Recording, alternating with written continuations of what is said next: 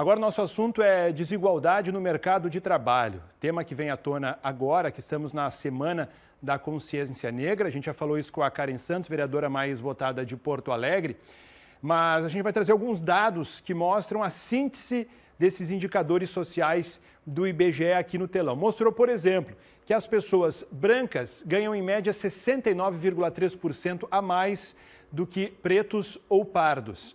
A remuneração em nível superior dos brancos é de R$ 33,90 por hora, contra R$ 23,50 de pretos ou pardos. A taxa de desemprego também, brancos 9,2% e maior entre pretos e pardos 13,6%. A pesquisa mostrou ainda que o número de mulheres negras de 15 a 29 anos fora da escola ou sem trabalho é 2,4 vezes maior do que entre as mulheres brancas. Essa desigualdade também está presente no ensino superior. Pesquisa do IBGE mostrou que o percentual de jovens brancos que estão cursando ou já concluíram a universidade é quase o dobro do que a de jovens pretos ou pardos.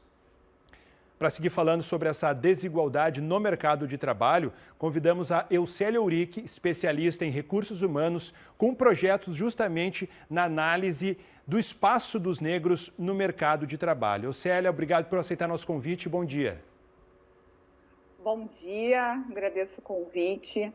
Esses espaços, eles estão cada vez mais sendo fomentados dentro das empresas. Por mais que tenha um percentual muito pouco ainda, as empresas estão fazendo esse movimento, contratando e fazendo áreas de desigualdade social ou áreas de diversidade. Então, dessa forma, a inclusão e trazer mais diálogo para dentro das empresas, fazendo essas ações, diminuem esses aspectos de desigualdade. Ainda é muito pequeno, como os próprios índices estão mostrando, mas tem um movimento dentro das organizações, criando mais espaços de diálogos para fazer essa inclusão, já que o trabalho é uma inclusão social.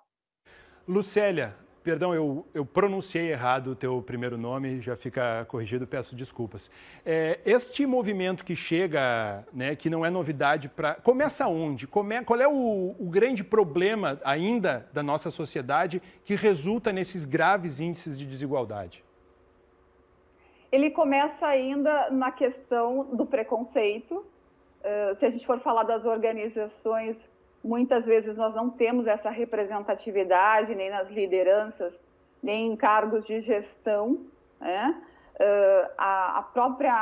O grau de escolaridade, como foi citado na pesquisa, a dificuldade dessa inclusão. Então, quando você faz um processo seletivo, e esse processo seletivo não é um processo seletivo justo, estruturado, e que trabalha a inclusão social, essas pessoas, elas automaticamente são excluídas.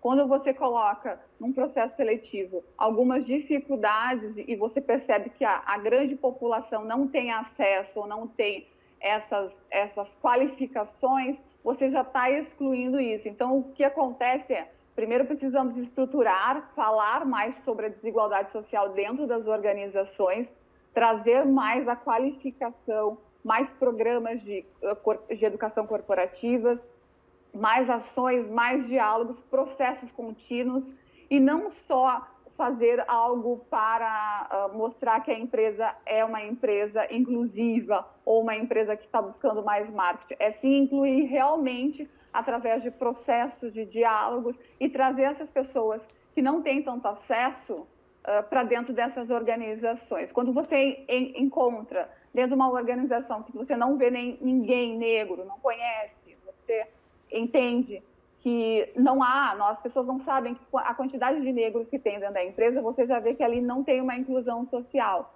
nem numa referência de liderança, nem em outros cargos. Na maioria, os cargos são mais operacionais, como mostra a pesquisa também, e o valor do salário também é menor.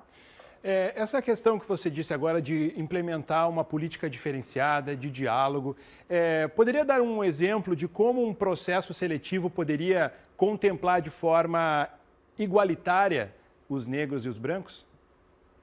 A questão da escolaridade, a questão da localidade, muitas vezes você acaba selecionando um profissional pela localidade, né? E se nós temos hoje grandes profissionais e a maioria da população que moram na periferia, você acaba excluindo essas pessoas. Então, assim, a questão da localidade, a questão da escolaridade, a questão da cor mesmo. Muitas vezes o processo seletivo pode ocorrer, sim, um preconceito, um racismo, porque se aquela empresa não discute a inclusão, não discute a diversidade, não discute o racismo, provavelmente já no impacto na entrada da empresa isso pode acontecer. Pessoas são organizações e organizações são pessoas. E a nossa história cultural traz muito preconceito com os negros. Lucélia, na medida em que uma pessoa negra percebe que ele está sendo discriminada no seu ambiente, ele vê uma pessoa com a mesma função recebendo mais do que ele, ou tendo mais oportunidades do que ele, quais são os caminhos hoje legais que existem para que a pessoa escancare isso ou busque essa justiça dentro do ambiente corporativo? A maioria das empresas tem setor